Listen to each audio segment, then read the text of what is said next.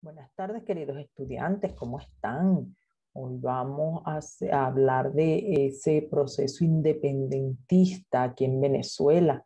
En clases anteriores habíamos hablado de movimientos preindependentistas, ¿verdad?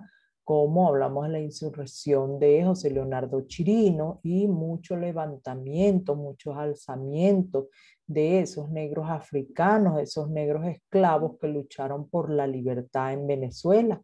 También hablamos de la conspiración de Gual y España, así como las expediciones de Francisco de Miranda. Entonces nos pudimos dar cuenta que había eh, motivos para que los criollos pues estuvieran en desacuerdo, ¿no? Con el yugo español y sobre todo con las diferencias sociales que había en esa época de la colonia, en donde los blancos peninsulares pues eran los que podían lograr altos cargos políticos, militares y había esa diferencia, ¿no? Entre todas las clases sociales. Entonces los criollos, pues en desacuerdo, lucharon o empezaron un proceso independentista para luchar, ¿no? Por la igualdad, por la libertad, entonces por la seguridad también. Entonces, fueron muchos aspectos que los llevaron a luchar por independizarse de ese yugo español. Entonces, fíjense, los conflictos que se venían gestando en esa época, ¿verdad? Durante la época colonial, hicieron crisis, fue en 1810, ¿verdad? Y bueno, ellos se dieron cuenta de la situación que estaba determinada o que estaba ocurriendo por las guerras napoleónicas, ¿no? En la invasión de España. Entonces aprovecharon ese debilitamiento que había en España para dar ese primer paso hacia la independencia, ¿verdad? De Venezuela.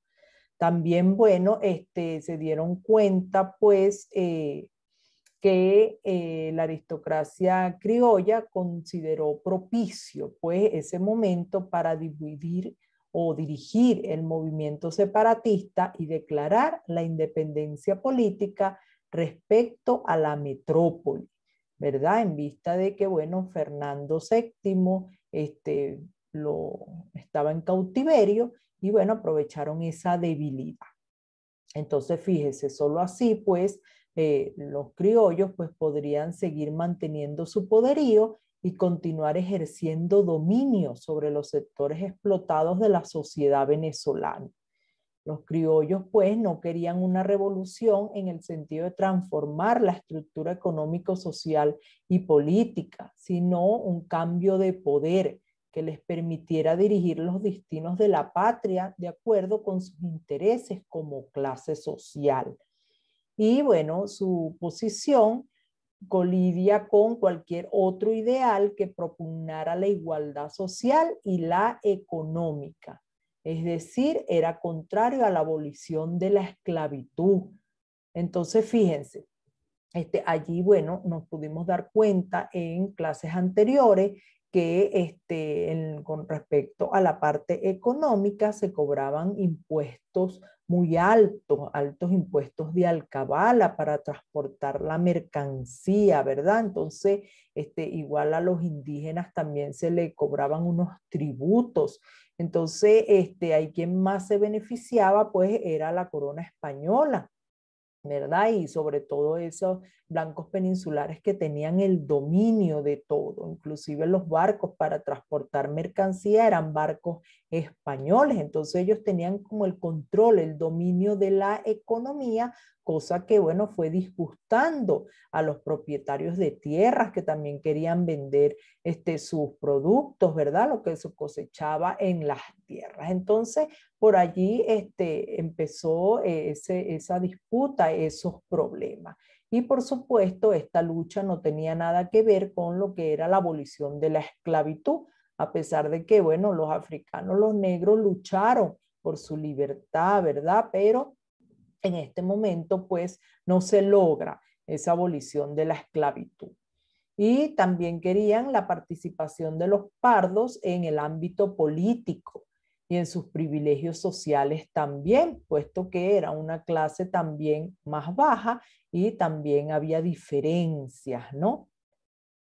Entonces, también a dejar de poseer el monopolio de la tierra, que era de los blancos peninsulares. Cuando hablamos de la llegada de los españoles aquí, bueno, se habló de ese dominio de las tierras, es decir, tierras que iban colonizando, pues la corona española pues le permitía, ¿verdad?, adueñarse de esas tierras, le concedía esos terrenos conquistados. Entonces, se formaron esos blancos peninsulares como grandes terratenientes, eran los que poseían el monopolio, ¿no?, o las tierras. En fin, todo lo que significaba la pérdida de sus privilegios de clase. Entonces ellos luchaban por la igualdad de las clases sociales. Y así empieza ese primer paso, ¿verdad? O declaración de la independencia. Y eso se logra el 19 de abril de 1810. Allí, bueno, se convocó un cabildo extraordinario con respuesta inmediata a la disolución de la Junta Suprema Central de España, ¿verdad? En la abdicación de Fernando VII y la instalación del Congreso de Regencia. Entonces, ahí, bueno, ese día, pues, deciden destituir a Emparan, ¿verdad?, del mandato al general, el capitán general Vicente Emparan, ¿no? Y el gobierno queda en manos del cabildo caraqueño, es decir, de la oligarquía criolla. Entonces eso, bueno, trajo varias consecuencias también. Con la renuncia y la destitución de Empara y con el gobierno en manos del Cabildo de Caracas, se procede a nombrar una discutida junta, ¿verdad? La famosa Junta Suprema, que se procedió a nombrarle como Junta Suprema Conservadora de los Derechos de Fernando VII en las provincias de Venezuela. Esa junta pues fue de forma provisional, ¿no? Desde el 20 de abril de 1810 hasta el 2 de marzo de 1811, cuando se instala el primer Congreso de los Estados de Venezuela, el famoso Congreso de 1811, que hablaremos en unas próximas clases. Pero hoy, bueno, vamos a ver qué acciones quería realizar esa Junta Suprema. En primer lugar, puede organizar un gobierno autónomo, ¿verdad? Reorganizar su administración, constituir un tribunal de apelaciones, ¿verdad?, que suplantara a la Real Audiencia. Entonces tenían que organizarse, ¿verdad?, como gobierno autónomo, gobierno independiente. Crearon también un juzgado de policía, crearon una junta de hacienda que suplantó la intendencia, establecieron una junta de guerra para asuntos militares y también se enviaron delegados a las provincias y ciudades importantes de la Capitanía General de Venezuela para invitarlas a reconocer su autoridad.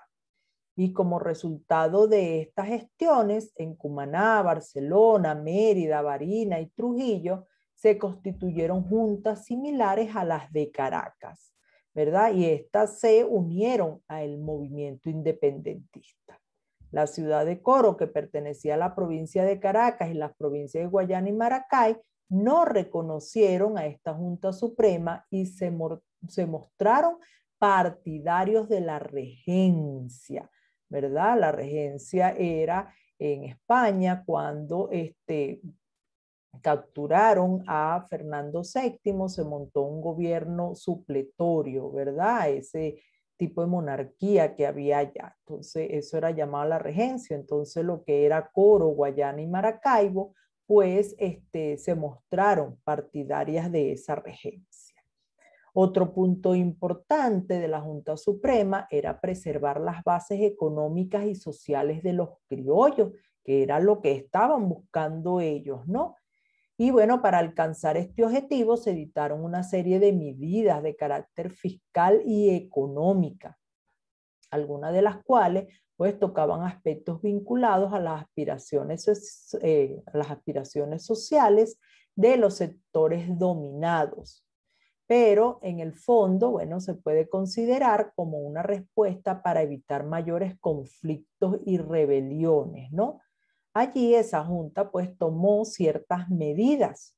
En primer lugar, liberó el pago del derecho de alcabala a los artículos de primera necesidad.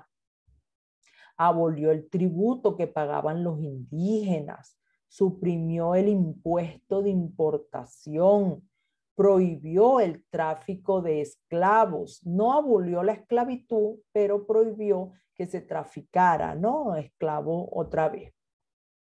Eliminó obstáculos que limitaban la libertad del comercio y el monopolio también.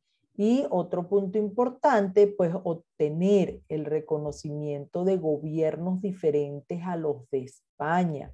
Para ello se mandaron comisiones, ¿verdad? A Inglaterra, a Estados Unidos, a Curazao, a Jamaica, a Santa Fe, en las islas de Trinidad, para buscar el reconocimiento y la ayuda, ¿verdad? Pedir ayuda, pedir armas, pedir suministro para poder seguir luchando, seguir con este proceso independentista y evitar que volviera a caer en el yugo español, ¿verdad? Que retrocediera, pues, este primer paso de independencia. Entonces, muy importante que le suministraran recursos, aunque fíjense que Simón Bolívar fue a Inglaterra y no obtuvo, ¿verdad?, respuesta satisfactoria, no tuvo el apoyo en cuanto a armas, a suministros necesarios para seguir combatiendo. Entonces, si lo vamos a ver las próximas clases, lo que fue la pérdida o la caída de esta primera república, que una de las causas principales fue eso, no tener los suficientes insumos, municiones necesarias para combatir al enemigo, al español. Entonces, la próxima clase vamos a seguir hablando de lo que es el Congreso de 1811. También vamos a hablar de la sociedad patriótica, a ver qué hicieron, qué cambios realizaron allí para continuar, ¿verdad? Logrando mantener esa independencia, ¿verdad? Esa declaración de la independencia y no volver a caer en el yugo español. Entonces nos vemos en una próxima clase.